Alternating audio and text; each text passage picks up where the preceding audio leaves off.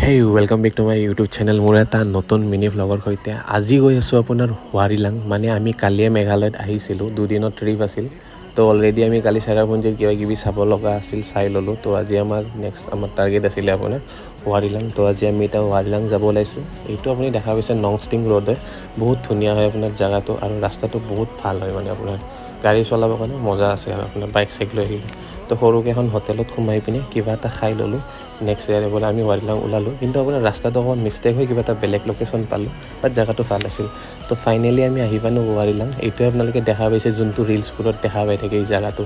আৰু আপোনাৰ এইটো জেগাটো আপোনাৰ শ্বিলঙৰ পৰা 78 কিলোমিটাৰ হয়। অলমষ্ট আপোনাৰ 2.5 ঘণ্টামান লাগি যায়। বাট আপোনালোকে বাইক চাইক লৈ আহিব, তেতিয়া অলপ বেছি ভাল হ'ব, মানে ইমান কষ্ট নহয়। বাট আমি স্কুটি আনিছিলোঁ, অলপ মানে কষ্ট হয়। ৰাস্তাটো ইমান এটা ডাঙৰ নহয়, কিবাকৈ 2খনমান গাড়ী যাব পাৰি আৰু ঠিকে আছে। বাট আহিব পাৰে, ধুনীয়া জেগা, ভিউটো বহুত ভাল আছে।